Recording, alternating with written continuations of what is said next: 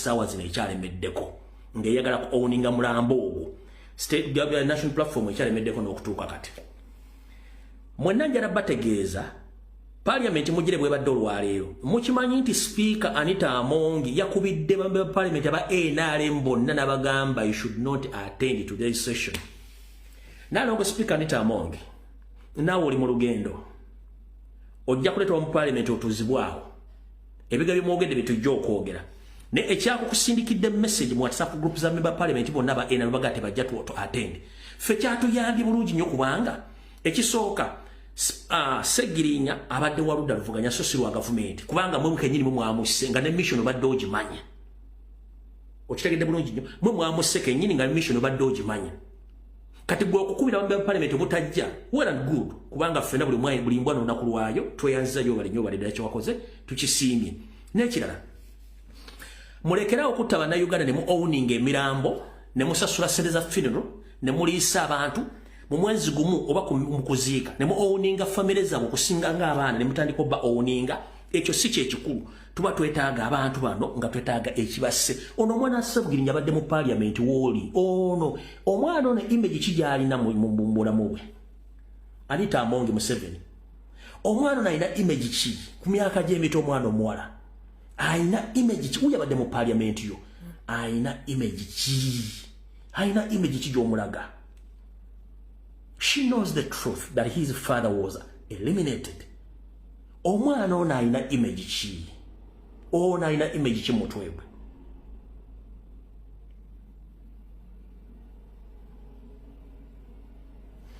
Sawa zino omu-ownings nti ogenda musasulira school fees naye office gy'olimu eri temporary nkyo ogivaamu agenda kubanja school fees ng'azibanjani. One, kyetwetaaga okusinga okumanya twetaaga muteekeo commission of inquiry muleke n'amalwaliro nga temugayingiddemu ne family z'abantu zikole cross examination ku nfa z'abantu baabwe baveeyo n'obujulizi obulaga enfa y'abantu baabwe. Olwaliro Segirinya musiza butwa ennowa era bagenda musakatwa nga babatta mwenna mugenda kufa ekintu kyekimu. Member Parliament owa Busia Mukulu Macho nkulamusiza muganda age gye baliko bofuka wa enale mwate bakufuka moto kuva mu bwongo ebigambo byogeredde ko nalebo Segirinya mu Parliament muganda wange bera mwegendereza enensi ko tuyita mbuyisa ko wa yaliviira ebigambo byogeredde Segirinya olwaliro mu Parliament gibwa kinneru mu lulimi ngambiri na wano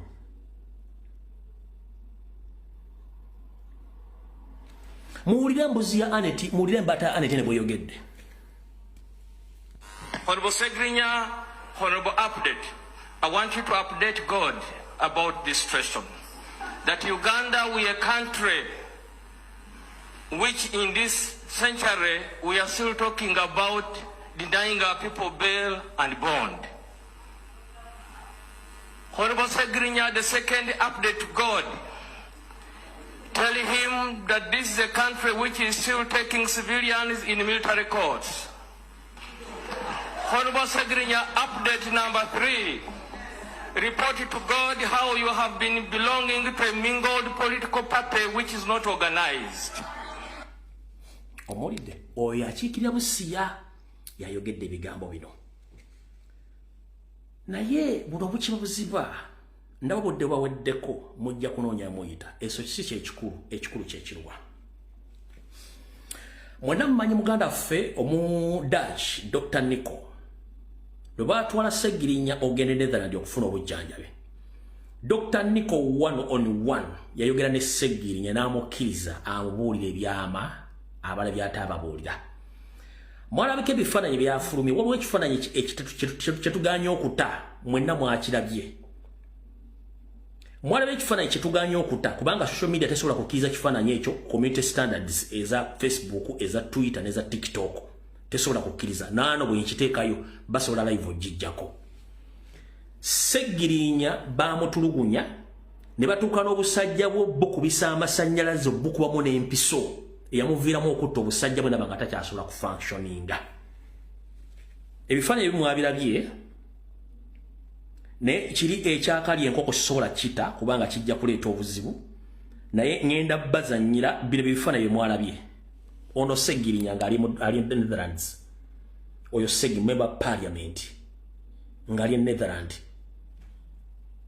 yoyo Honorable Segirinya Muhammad ngali Netherlands kati kiri ekifaananyi kye mwandi yagadde okulaba si kyangu kya kulaba ne bwe tunaakola tutya simanyi sijja kulisikinga kankireke wabula anaaba akyagala tujja kibateerako mukire bulungi nnyo nkikuwa mu inbox njagala ulya mbigambo bye ng'amugamba nkutere voice note gyansindikidde olwaleero mujja kutya abasajja bano one Dr. Nico. Comrades, we are waking up with the horrible news that Honorable Mohammed Singerinya is dying. He is brain dead, possibly already dead at this very moment. It should be very, very clear that it was the illegal, murderous NRM regime that killed Mohammed Singerinya. And how they did it, I saw it with my own eyes.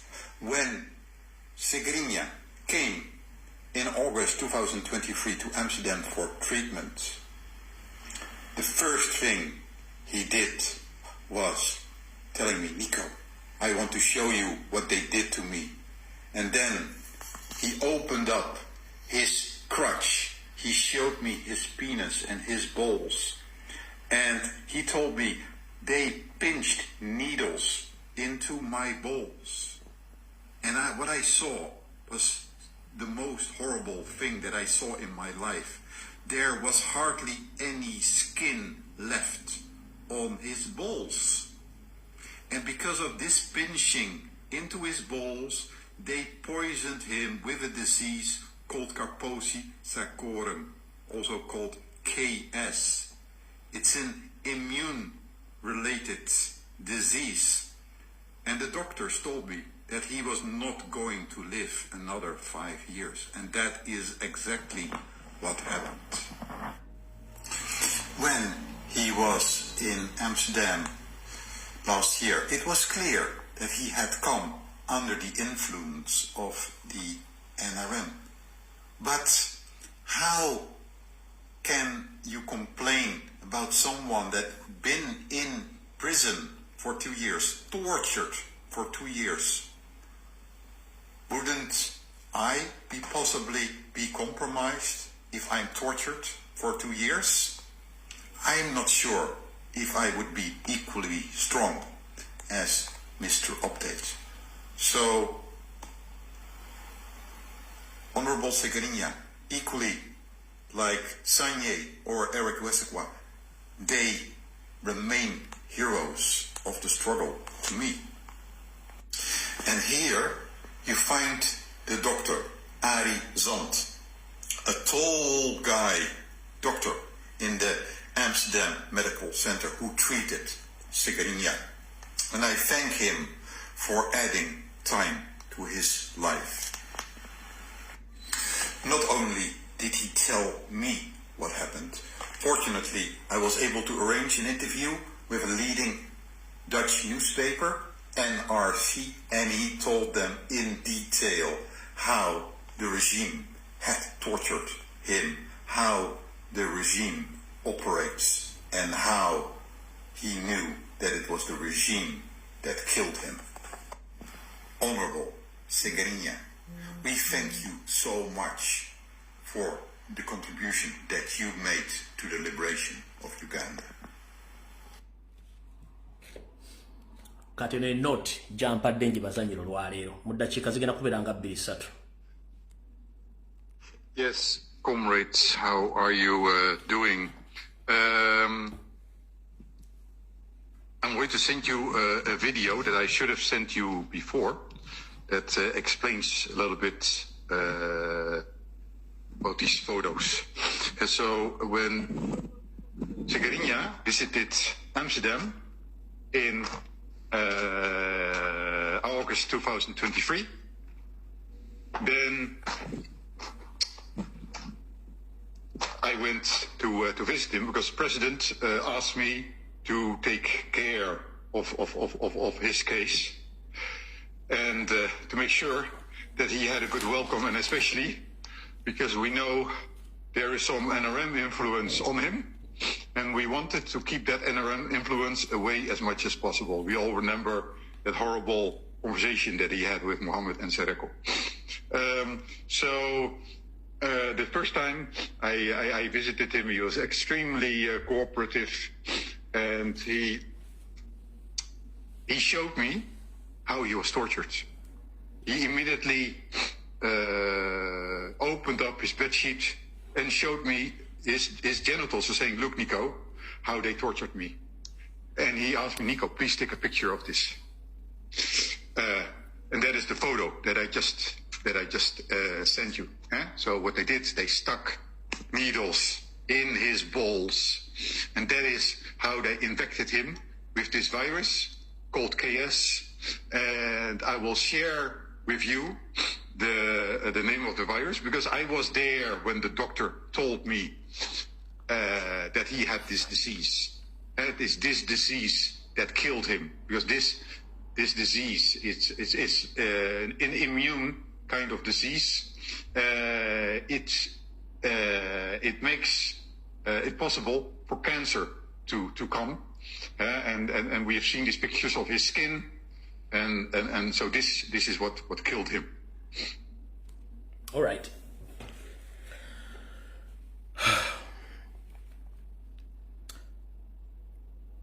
Museveni, Muhoozi ne timu yammwe James Birungi mwenna Christopher Damulira. A good enough records weziri eziraga okutulugunya n'abantu bemusse nga mukozesa obutwa. Ne family y'omugenzi buli kimwe kirina abasawo bonna bakirina temugenda kanga buli omu. Naye ebikolo bimukoze ku bana Uganda mugenda bisasulira.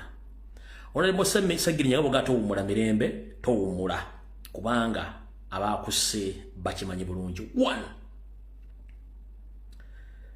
Ndabyeko Mpuuga the Mapuuga mu parliament nga ayogera ebigambo bingi nnyo mayi mu kwogera oluzungu teri amukwatira nsawo alowooza ffe tonda tutumayi luzungu. Naye nkambazeyo Kemabega Sagirinya bamukwata Mpuuga ye leader of opposition. Era Sagirinya bamutta ye leader of opposition. Lupo Mupia yagenda e Nairobi ne banne n'agenda n'aba Sagirinya. President yagenda e Nairobi n'aba Sagirinya. Eba comrade bonna bagenda n'aba Sagirinya. Njagala oletere ekifaananyi kimu nga Mpuuga alina Sagirinya mu ddwaliro. Anyway,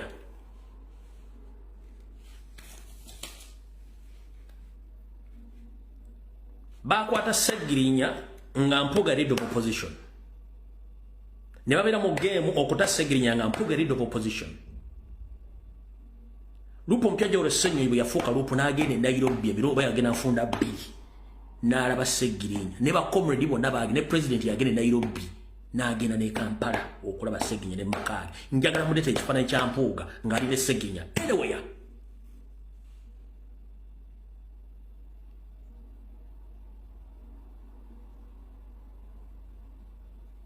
njagala oleeta ekifaananyi ky'abatawaanya enkyukakyuka essaawa zino abeeyawudde ku Nuupu nga bali ne Kibbali ne Sagirinya mu bulwadde bonna.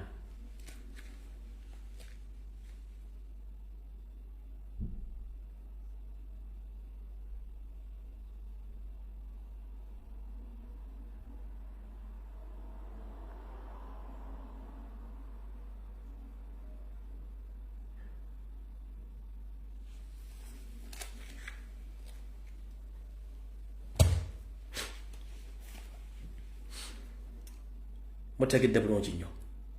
So njagala buli muntu yenna eyeeyita owa wansi oba wasoma oba tewasoma ng'olumirira Munnayuganda olunaku lw'enkya lwa mukaaga mpaka olw'essande tugende oba mugende muwerekereho Honorable Sagirinya okuva e Kawempe mutuuke e Masaka oba district yo ne bagenda omuzika mugijjuza mugende muziike Munnayuganda omutuufu abadde alumirira omuntu wa wansi.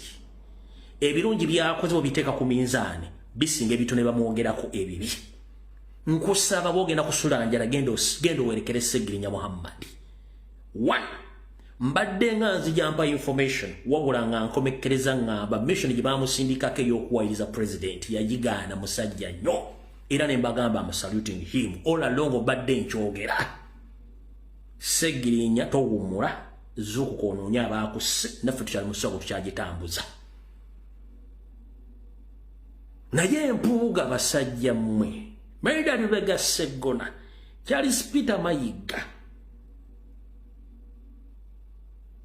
abasajja ba DP Buloko n'awagira NRM musaana okubaka buli omwazi okukenga tazuukuse nga muyitiddeyo temusobola kutta bantu bannammwe bwe batyo njagala ombulire MP omu abadde asobola okuyimbirira n'agenda n'akola ebintu byabadde akola Seggirinya gye mugamba nti teyasoma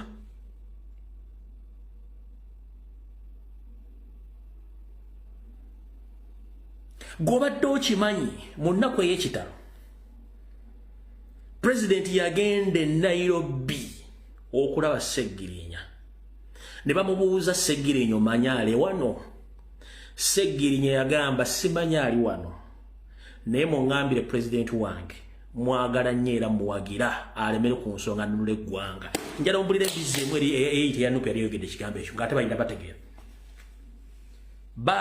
nyina yabuuza Seggirinya omanyi ali wano ko Seggirinya simanyi naye muŋŋambire President wange Bakyagulanyi Ssentamu mumwagala nnyo anywerere ku nsonga nnunula eggwanga lya Uganda ne be n'abasituuse njagala ombulira omusajja oba omukazi yali afulumiza statement omusajja agifulumya ng'ali ku kitanda agenda n'agifulumya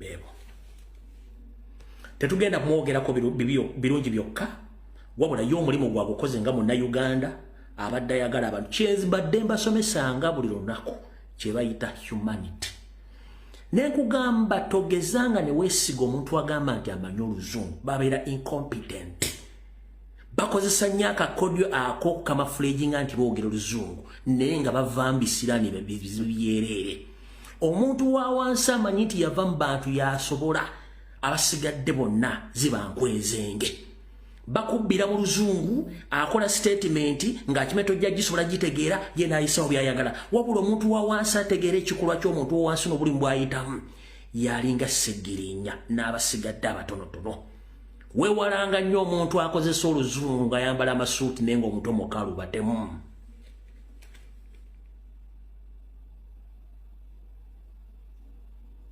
ebisigadde tojja byogera awo tuvuddewo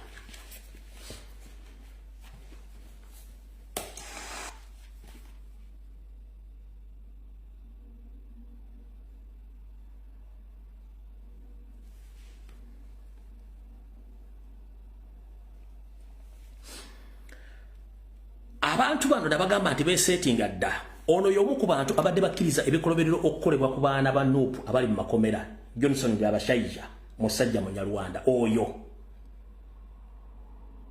Munyarwanda munnaabwe omulamuzi eyagaana okuwa beyiro Seggirinya agende mu ddwaliro bamuyita Laurencio Tweyanze uyo naye Munyarwanda eyagaana okuwa Seggirinya beyiro bagende bamujja bamuyita Laurencio Tweyanze naye Munyarwanda ndabyeyo embwere zigamba mbwera si butwa njagala nkuzanyira akatambi k'omugenzi kano olujja okutegeera okuddawo okutereera nja kutereera kubanga we najjira nga ninga omusokolemu ebyenda nendowooza olengera ŋŋenda nkomawo kubanga ngezaako okweriisa eddagala abasawo lye bampandimira ngoberera amateeka g'abasawo nja okutereera ekyo layisi nnyo ate abasajja bankakasa eri abazungu togenda kuddamu kulwala ntabakyasinza okwagala bw'ogamba nti abasawo bakugamba toliddamu kulwala abasinga beeralikirivu nti oyinza n'okuba waweebwa n'obutwa ekyobutwa ekyo kyonsi kyesigaliza olw'ensonga zange kyesigaliza olw'ensonga zange naye nga bw'omanyi era tebibulamu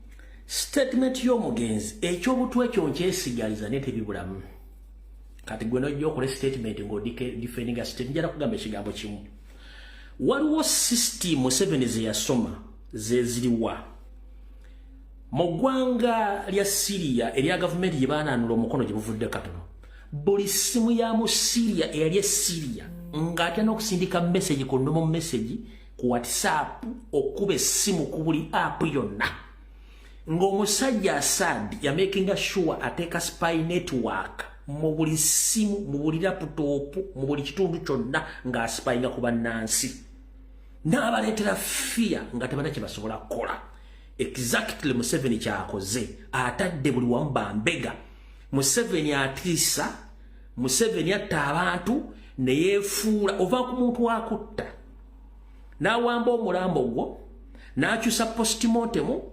n'aguziika n'agukuuma n'akola buli kimu n'okulaga nti buli kimu akitutta akyova l'olinze n'agaba n'amabugo okulaga nti akumaliriza ne bannaddiini n'abatiisatiisa buli omu n'amuteeka kati esisitimu eriwo kyobula Sseggirinya agambye nti kyobutwa nkyesigalizanga nze kubanga akimanyi w'okyogera bagenda kubuuza butwaki naye ng'obutwa we buli mukyala gwa Anita Amongi ne banno nkugambe baba mwagala okutegeera public nti emanyi muteekeewo akakiiko nga kali independent kagende katandika okukola investigations ku buli muntu yenna gwe mwatta mujja tegeera nti obutwa bubatta nga nawe kennyini Anita Amongi weetaba mu kutta omugenzi Jacob Oulanyah gw'okujja mu ntebe eyo vaccine ze muli mu kukozesa kati okugema abaana baffe zonna mu Buganda zonna butwa omixingibwa ku seemwayi with the evidence ndigireeta mu public abaana baffe mukwata ne mbatta ne mbabuuza ne mbazika mass graves with the time tugenda kujja obujulizi tubule tubikube ku meeza nga time etuuse kubanga mulooza nti abantu basiru mutta abantu muwamba abantu kiki bwe mbanga muntu akukooye genda ensi si yajjajjaawo kati bataddemu fear, intimidation, threat, propaganda, blackmail oli najja ku TV nayogera ekigambo nga talinaako mutwe n'amagulu ebyo natuka twabimanyidde ensi bitegedde bulungi nnyo awo n'otuvudde nza mutegedde bulungi nnyo ekyo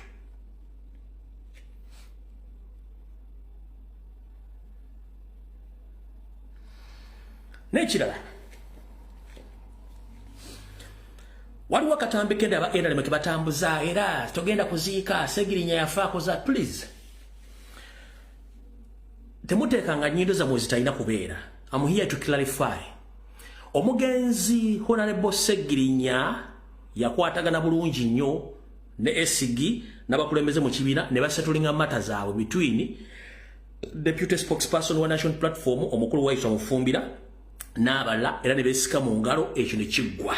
Era namugamba n'okuziiko jjanga kati gwa NRM atambuza video nga siza NRM otambuza za nupu okoleraani enso fete twogera ku nsonga za NRM nga mwide bizibu yamu lwaki muteeka nnyo embalakaso zammwe n'ennyindo zammwe mu nsonga za National Platform era lwaki eno video temwagipositiza lwali mwapositinze eri enkadde yiino waliwo ebigambo byayogerwawo gye buvuddeko abakulembeze baffe ababiri baali bafunyemu obutakwatagana mu bigambo naye kirungi nnyo era olunaku lwaleero ndi musanyufu nnyo nti bano abakulembeze nga bali guided by the president yankwasisa obuvunanyizibwa okwasaganya eno ensonga olunaku lwaleero bamitinzemukko era ne balabira ddala nti baluganda nga bono bagenda okwogera na tewali na buzibu nabona baddewo era tekyali badde kyetaagisa nakunnyonnyola abantu naye just okuba nti abantu oluusi balina ekifaananyi kirala kye balina kwe kulowooza nti bali badde boogera ku nsonga eyo eggwanga ne litegeera nti ffe tuli National Unity Platform teri buzibu bwonna mu nnyumba yaffe seboonaleko ndi musanyufu nnyo SG ne president okubanga ensonga eno mugikwasaganyiza Wayisu ono muganda wange nnyo ate ebbanga ddende seero n'olwekyo nyiza okubanga bye nayogera nabyogerera mu busungu manyi buli weyogerera mu busungu oyinza okunzika nga okoze ensobi so muganda wange Wayiswa nkwetondera ssebo nkwetondera ffe tuli National Unity Platform tuli omuntu omu wawadde watandisa tokozesa ensonga eno okutwawula yawula kakati ebigambo ndowooza bibaweddeko ono muganda wange ndi ebimu ku byendi lwaye ne lwakuba nti obusungu bwe bwagiraawo nenzija nkola statement etaali nnungi muganda wange Wayiswa muganda wange nsonyiwa era ndi wano okwetondera nga nsaba muganda wange tutambule kuba gwe mu kibira oba mukama wange ssebo njagala kwebaza abakulembeze b'ekibiina kya National Unity Platform naddala pulezidenti waffe ne secretary general olwa guidance ennungi mu nsonga zino. Ssegirinya Muhammad ono Muhammad kyabagambye kituufu, tuli ba Luganda. Nze naye mu kibiina kya NUP ffe bannabyabufuzi abedda abakuze nga bw'omulengera nga adduka ga hayi era yadduse mingi. So bingi bye tubadde tusharinga okuva emabega nga bibadde tebiyinza ate twattoge ebirungi bye tuzimbye emyaka gyonna nze Ssegirinya abasinga tebamanyi, naye tewaliwo nsonga nkulu ebeera mu bulamu bwe nga sigiriimu ebbanga lyonna okujjako eno bwe yali nti yaliwo nensangawa mitala, naye ebbanga lyonna Ssegirinya abankwatako ensonga ye yonna naye akimanyi, era namanya nti kyalimu obusungu, kyalimu n'okuba nga mulimu abantu abalala bayinza okukwata mu tayimu enfu ne bakuteeka mu sitoole ate nga bannabyabufuzi ebyo babikozesa nnyo nga advantage. Mwena mubamanyi, naye nze Ssegirinya mu Uganda wange byemwagaliza abimanyi nti bingi n'okusukkako. Ate tuli ffenna ku platform ya maanyi g'abantu, tetusobola kubanga twesacrificinga each other nga ate tuli mu kulwana kujjako nakyemalira. Eddoboozi lya Ssegirinya limanyiddwa kiriyinza okukola nga liyimiridde ku nsonga, nabwe kityo tetuyinza kubaamu na personal issues. N'ekisinga okubeera ekikulu, nze ndi mulongo, Ssegirinya tugenda kufa. Abantu abalowooza nti Ssegirinya agenda kufa, ekyo nakyo kinune kufu, kubanga Ssegirinya akomawo kw'aboobwe tujalaba nti tutambuliza wamu, tewali kijja kukaloba, kubanga amaanyi g'abantu kyekikulu. Ate emmundu yonna bannayuganda tugane kuzeetunuuliza. Kati nze okujja okwedifendinga nti nedifendinga ku Ssegirinya kimenya nnyo buli muntu abawuliriza. Tulina kubanga ffenna twatakinga nakyemalira. Ssegirinya bw'amulumba nange ne mulumba, Lewis n'amulimba, tumutayize. Akuba ku lubuto akube, akuba ku mutwe akube, akwate ekigere akoleki akwate. So lunaku lwa njawulo nti ndi ne muganda wange Ssegirinya, era mwagaliza okwongera okuba strong. Ngenda kukuleetera era sebo mu phase 2 ebibala ebyebusoga eyo bikuyamba. So kyakabi nnyo, mwebale nnyo, kyakabi nnyo. People power, our power, people power. NUP everywhere. NUP. All right. Eyo yabadde clarification eriba NRM propagandalist ne ba blackmailers mufunye ekyokulabirako ekirala. Okubazzako kwe Katonda mabega okukola clarification era. Dr. Nico wabadde ayogera wali mu ka video kenzanya abagambye somehow somewhere omugenzi yali ali interfered ne NRM eyali efrontinze Muhammad Nsereko. Mwenna mwabira nti Muhammad Nsereko yayingirako mu nsonga za Honorable Ssegirinya, era Nsereko nalumbako ne president. Video mwagira bulungi nnyo. Mu kaseera ako Nsereko yali atufuukidde ekyambika mu nsonga za Ssegirinya. Ndoza mujjukira bulungi nnyo. Kati mu bintu ebyali awo wakati awo byaleetera abakulembeze abo naffe kennyini ne tufunamu obugugulano mu ngeri ezo ebibeerawo bulungi nnyo.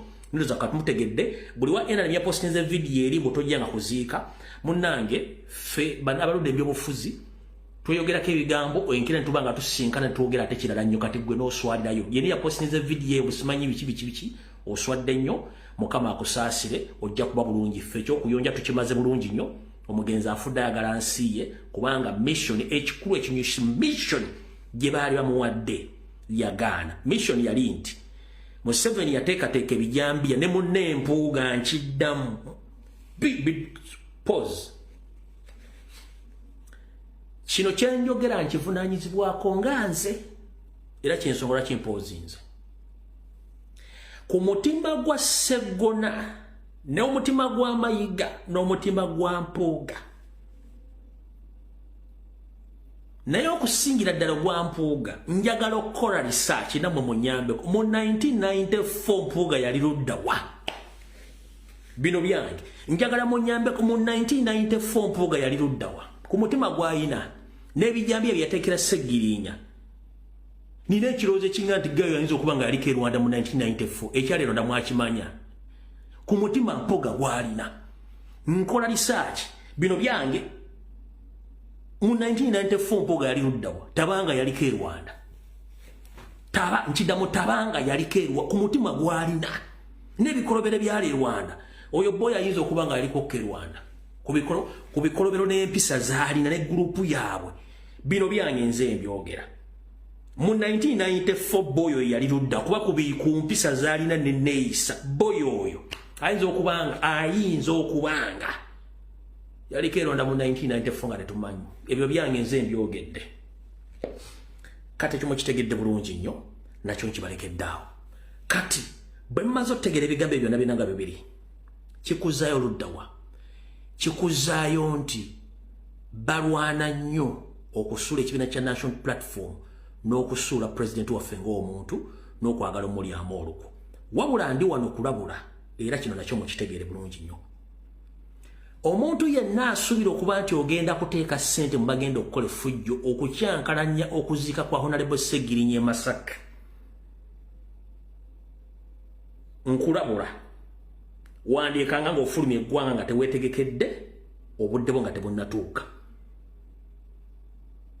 kubanga ntegeezeddwako nti wayinza okubawo akabinja k'abayayi b'e Masaka abateekeddwateekeddwa okutinkula olutalo mu kuziika kwa Honorable Ssegirinya era gurupu gyenjogeddeko yeeyo nga bateekateeka okufuna ensimbi okukola effujjo okusinza ku intelligence yange waliwo nekyennondoola nja kibagamba mu 3 days from now bwe nze ku Sunday bwe naba nga nze ku Sunday waliwo kyennondoola kye bapulaninga okukola wabula Mr. President whenever you are be very very very very careful in your movements ne woolya ne wootambulira the main target y'abantu bano Mpuuga Sseggona ne naawe na Mpuuga Sseggona ne Mayiga main focus yaabwe ne target yaabwe yeggwe ng'omuntu balina options bbiri to the campaign you n'okujjawo obulamu bwo ebintu ebi bibiri nkyabagoberera kagere kubanga nze kampu zaabwe mbeeramu information jaggireeta awo nawo tuvuddewo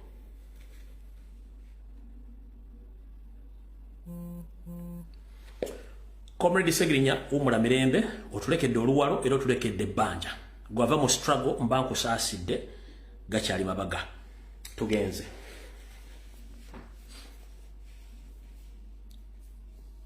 mwenna mulabye ebadde bitambula okwetoola ensi yonna naddala mu ggwanga erya Congo omanyi bwe twogera bino abantu mugamba ate gundi yayogedde ate byayogedde tebiriyo biki ndi wano bategeeza nti finally